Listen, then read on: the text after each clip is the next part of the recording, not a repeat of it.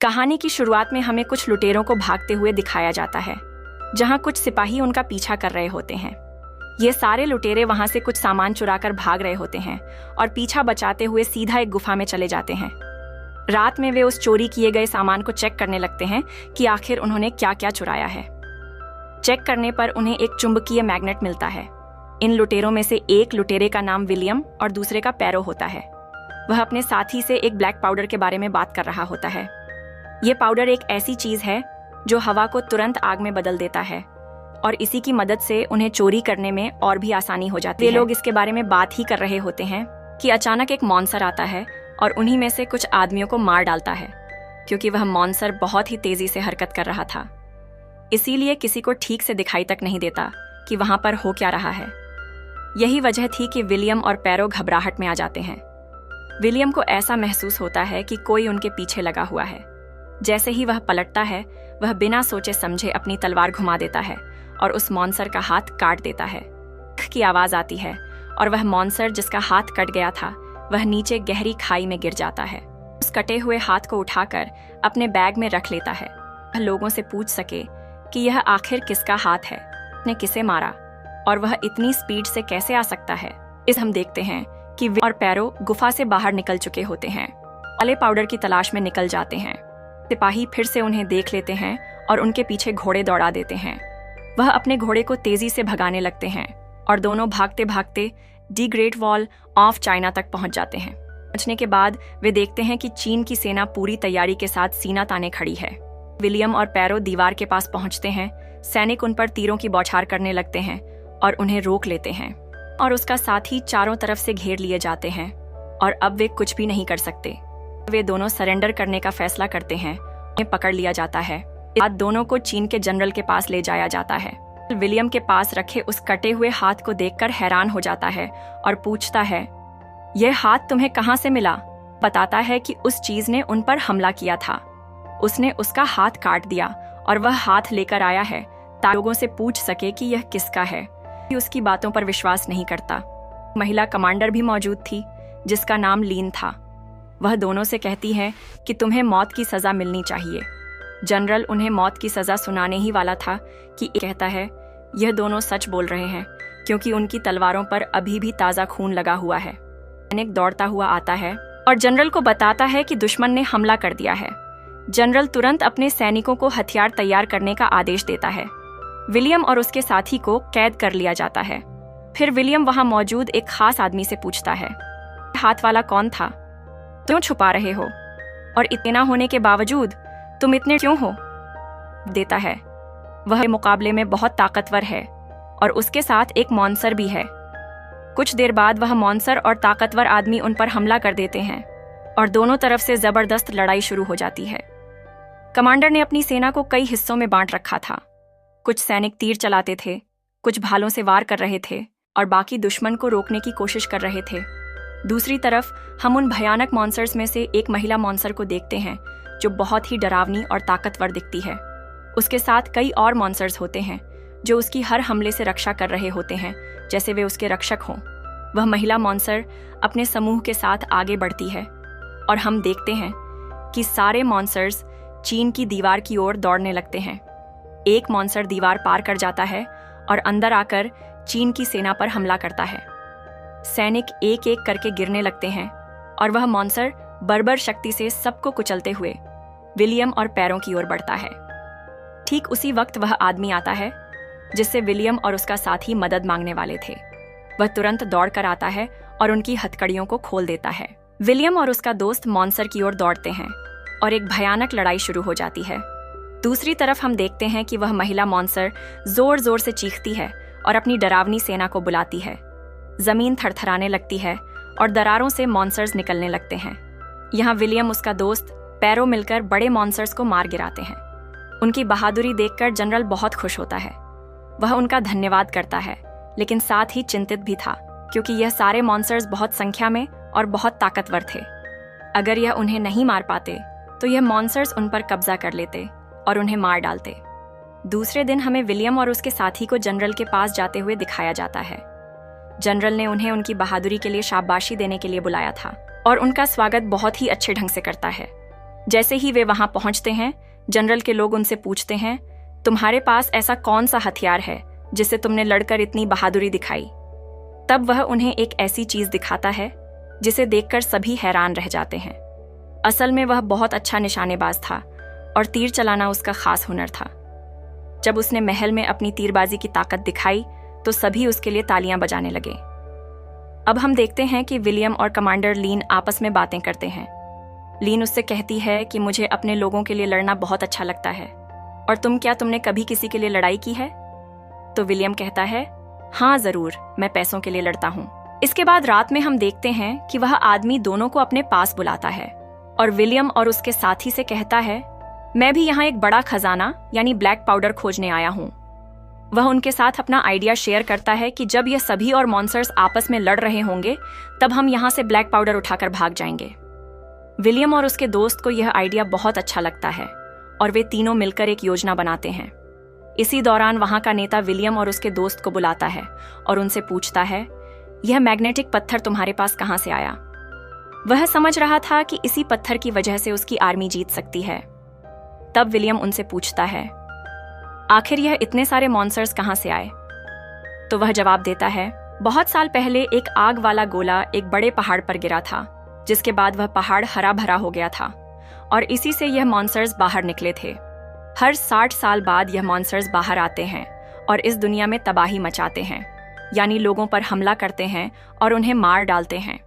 उनकी एक अकेली रानी भी होती है जो उनसे अपने सारे काम करवाती है और सभी उसके आदेश का पालन करते हैं। रात में जनरल को पता चलता है कि एक मॉन्स्टर ने आदमी को मार डाला है। बड़ी मुश्किल से वे उस मॉन्स्टर को मार गिराते हैं, लेकिन जनरल देखता है कि उसके पीछे एक और मॉन्स्टर है और वह मॉन्स्टर जैसे ही उन पर हमला करने के लिए कूदता है, जनरल लीन को बचाने के लिए अपनी तलवार उसके मुंह में दे मारता है। लेकिन उसी दौरान वह मॉन्स्टर तुरंत जनरल पर भी हमला कर देता है, जिसकी वजह से वह बहुत ज्यादा घायल हो जाता है और मरने से पहले वह लीन को नया जनरल बनाकर अपनी जान दे देता है।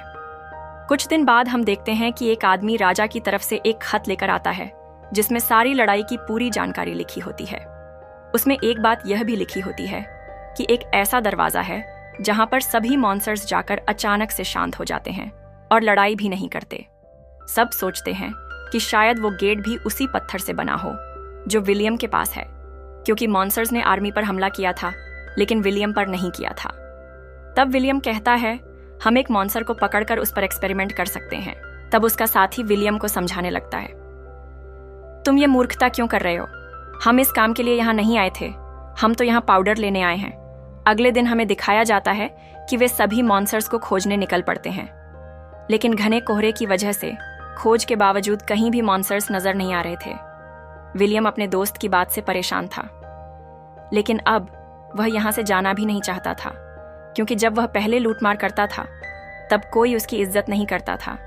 इसलिए अब वह चाहता था कि इन लोगों की मदद करके हमेशा के लिए तारीफ पाए और सब उसकी तारीफ करें। आगे हम उसी आदमी को देखते हैं जिसने विलियम को यहाँ से पाउडर चोरी करके भागने का प्लान बताया था।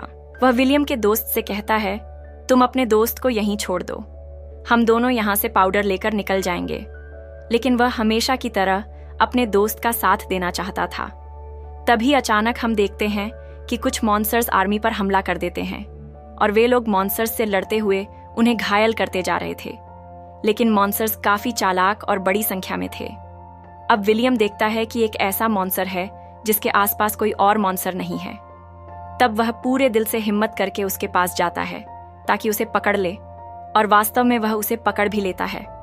अब उस मॉन्स्टर पर उस मैग्नेट के साथ प्रयोग किया जाता है और ऐसा करने पर सब देखते हैं कि वह मॉन्स्टर सच में उस पत्थर से डर रहा है और किसी पर हमला भी नहीं कर रहा है।